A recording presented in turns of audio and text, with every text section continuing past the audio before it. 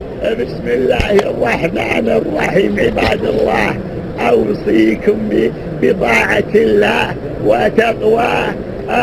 من يهده الله فهو المهتدي، ومن يضلل فلا هادي له. نعوذ به من شرور أنفسنا ومن سيئات أعمالنا.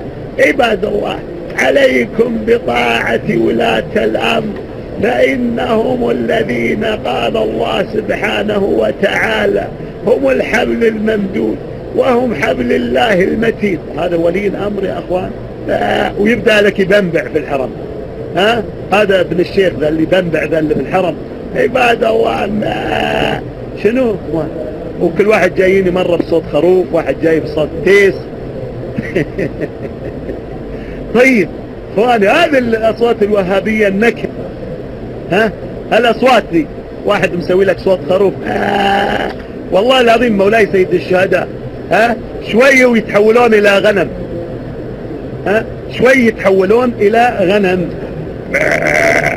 ثاني قال لك عباد الله، أوصيكم بتقوى الله، أوصيكم إياي ونفسي وكل نفس أمارة بالسوء أيها العباد إنها ولاة الأمور. والله خرفان يا أخوان. واحد جاي لك بصوت جمل يرغي، والثاني بصوت تيس. هذا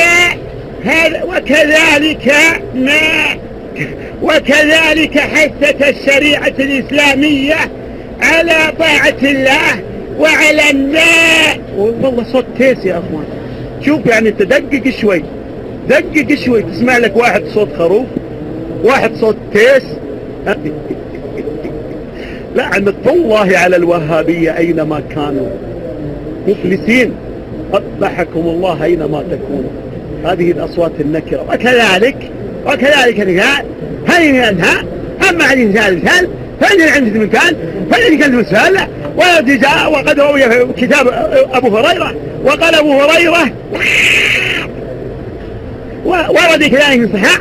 أما عن بعد السنة وكذلك علينا التمسك بكتاب الله وعلينا التمسك بسنة السنة. هذه المحدثات، والمحدث كل محدثة بدعة وكل بدعة ضلالة وكل ضلالة خلالة.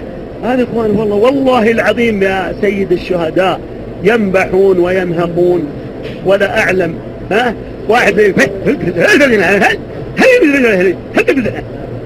صوت الكلب، صوت يعني شنو باقي عندكم يا الوهابية؟ لا بارك الله فيكم.